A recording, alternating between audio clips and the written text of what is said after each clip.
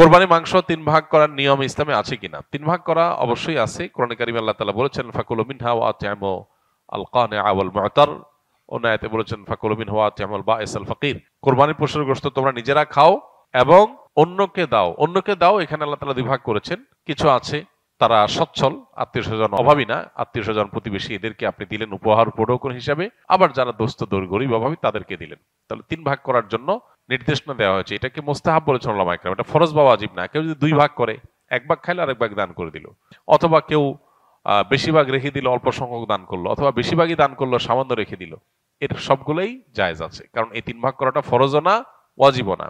আবার এই 3 ভাগটা যার যার কোরবানির গোশত তিনি কোরবানির গোশতকে ভাগ করবেন তার মতো করে। তিনি কোন গরিবকে দিবেন না দিবেন তার ব্যাপার। আমাদের সমাজে কোরবানির গোশতকে সমাজের ভাগ নামে 1 ভাগ তোলন করে সেটা বন্টন করার যে নিয়ম আছে এটা পরিহারযোগ্য। বিশেষ করে গণহারে এটা যদি তোলা হয়, কেউ হয়তো 3 ভাগ করবেন না, তার কাছ থেকে আপনি জবরদস্তি নিয়ে নিলেন, শরীয়ত যেটা বাধ্য করেন আপনি বাধ্য করলেন, এটা অনুচিত কাজ।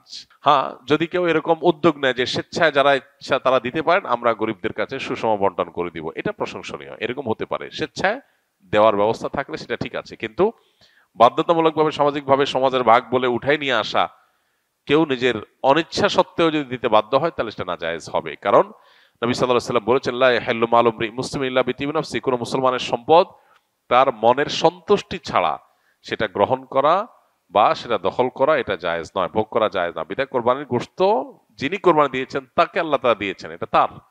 সো তার সন্তুষ্টি না থাকলে আপনি সমাজের ভাগ নামে তার কাছ থেকে উত্তোলন করলে সেটা জায়েজ হবে না।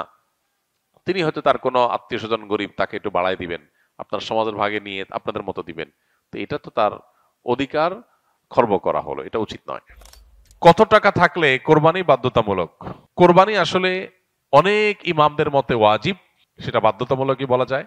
আবার অনেক ইমামদের মতে কোরবানি করা সুন্নাত। হানাফি মাযহাব অনুযায়ী কোরবানি করা ওয়াজিব। কাদের উপর ওয়াজিব? যাদের কাছে যাকাত ফরজ হওয়ার মতো সম্পদ আছে।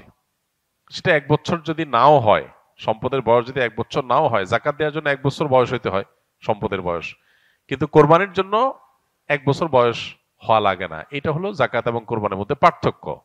মূল সম্পদের পরিমাণ সমান। যাকাতের জন্য যে পরিমাণ সম্পদ লাগে, কোরবানি করতেও সে পরিমাণ সম্পদ লাগে।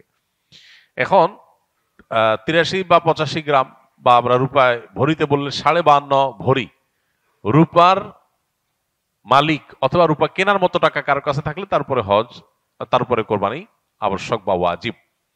তো এইটার বাজার মূল্য এখন হিসেব করলে 80-85 হাজার টাকা প্লাস মাইনাস হয়, খুব বেশি না। এই টাকা যদি কারোর কাছে থাকে ঋণ মুক্ত, তাহলে সেক্ষেত্রে তারপরে কোরবানি আবশ্যক, তারপরে কোরবানি বর্তাবে।